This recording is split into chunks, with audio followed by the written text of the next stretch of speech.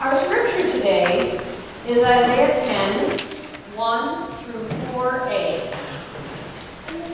Woe to you who make unjust policies and draft oppressive legislation, who deprive the powerless of justice and rob poor people, my people, of their rights, who prey upon the widow and rob orphans. What will you do on that day of reckoning when disaster comes from far away? To whom will you flee for aid? And where will you bury your wealth? How will you avoid cringing with the captives or falling among the casualties? This is the word of the Lord. Thanks be to God. A heart that loves things, status, power, and will use people to get those things or to deprive others of them. When those things happen by legislation and oppressive policies, it can be particularly marginalizing. An important point for us to remember is that following the model that Jesus set for us leads to less favoritism and more loving engagement with the marginalized. When Jesus saw people in distress, he had compassion for them because they were harassed and helpless. He ministered to them and offered them hope. This passage from Isaiah speaks passionately to those who prey on the marginalized, rob them of their power, and they do so with intention.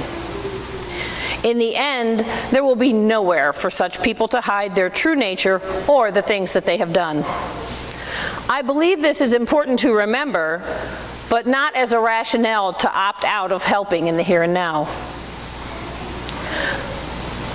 Do you ever enter a gathering and make a beeline for people you know, people you like or are drawn to due to some perceived affinity? Maybe something about their appearance signals to you. Or do you go out of your way to show hospitality and love to those who appear different than yourself or are a stranger to you? Maybe they're standing by themselves.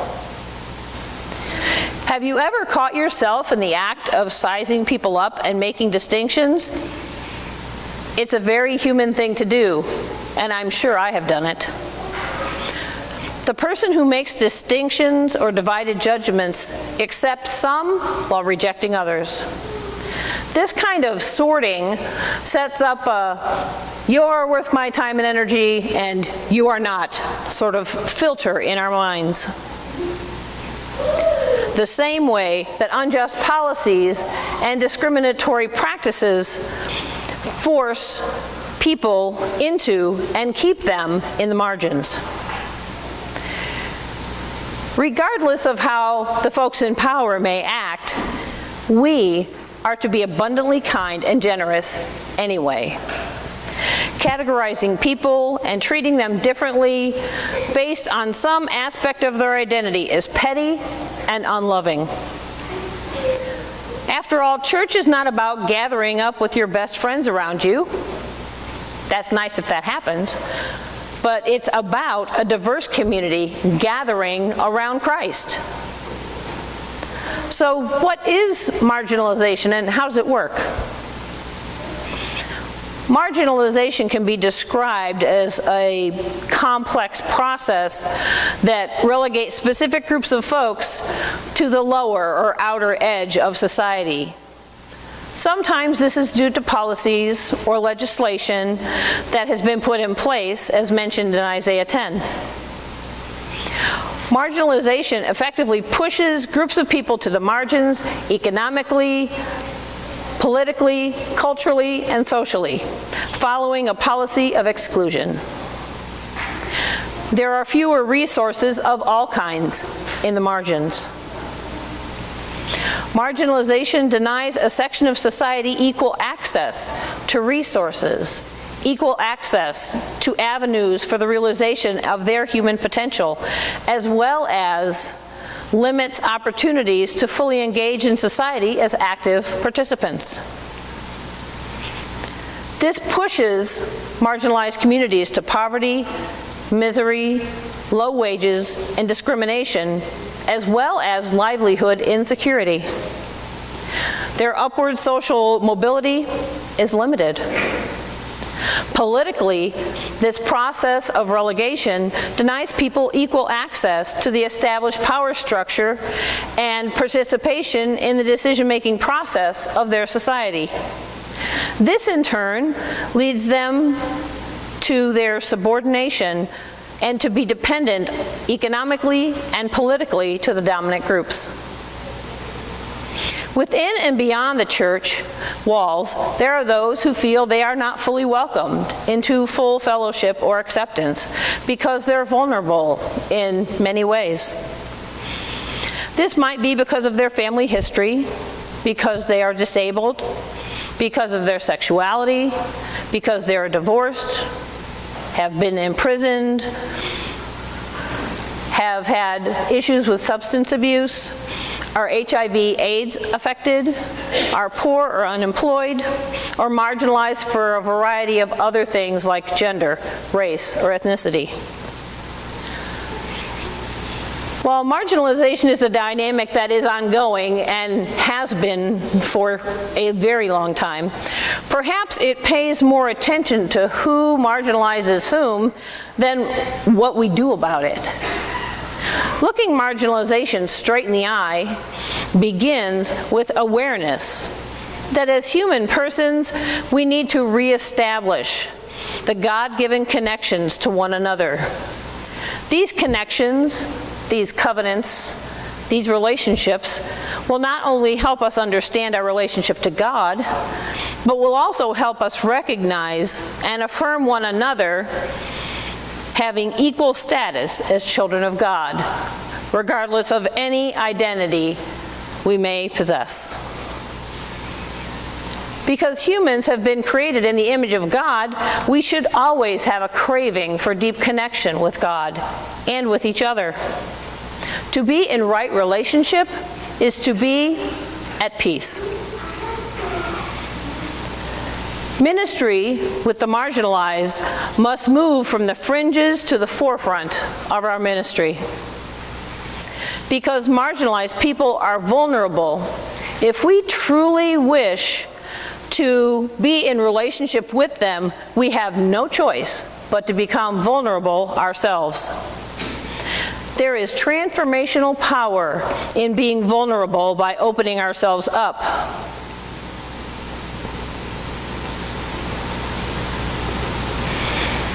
Being vulnerable can help us get into relationship with each other because there's really no way to be on the same wavelength with other folks if we haven't opened our own self up to find out about our own vulnerabilities.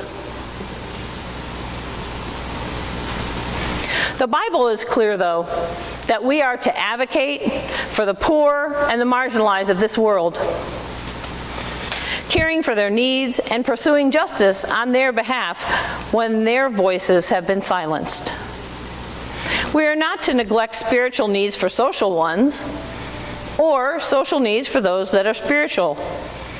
Christ demonstrated care for the whole person, body and spirit. As Christ's followers, we must demonstrate the same kind of holistic care that shines a light of hope as a beacon to the marginalized. I see hope as a beacon, as a light to be shown into the margins, like a super powerful spiritual flashlight, the kind of light whose power can penetrate the deepest of shadows, created by unjust policies and discriminatory practices, and just plain meanness on the parts of some people. A light that can shine in the margin, in other words. This kind of spiritual flashlight needs batteries. But the good news is, we already have them. Those very special batteries go by names that we recognize. Acceptance, The energy of acceptance is activated when we willingly and unconditionally love one another. There is no better way to offer hope than by accepting people for who they are and where they are on the journey of their life. Loving kindness. The hope-giving power of loving kindness is activated when we come alongside someone and give them our complete attention. Notice when someone is experiencing times of stress. Are you willing to use your personal resources to help someone if need be? Maybe what the person needs is as simple as companionship or a lift to the grocery store. We can work simple expressions of support into our lives, no matter how hectic they get. The true magic of doing random acts of kindness is that they energize and offer hope to both parties. Appreciation. The energetic potential of appreciation is activated through expressing thanks and giving recognition for people who go above and beyond, and we recognize their accomplishments. Try expressing your appreciation for someone in your life for something they do that is unique. One example is my daughter Kim is a master at the all but unforgotten art of sending thank you cards. Not emails, physical cards, handwritten, sent in the mail. When someone gifts her or her husband or her children, she writes and sends thank you cards and is teaching her children to do the same. It warms my heart to open the mailbox and see untidily scrawled thank you card from my little granddaughter. That's amazing to me, and I call and thank her every time that I get a card like that. I think it's important to recognize that this is something she doesn't have to do, but she values and does it anyway. Comfort. The energetic potential of comfort is activated by responding to people with appropriate words and appropriate physical touch. If a person is grieving, there are really only two things to say.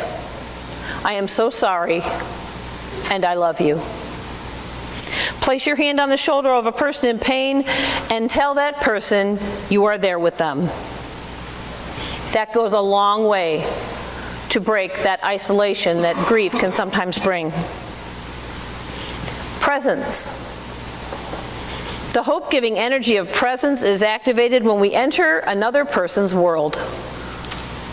There's no substitute for spending time with another person. And not just spending time, but spending quality time where you are fully present in that space and you're not running your grocery list in your head, or I have to get the car to the mechanic by 2:30 or whatever it is.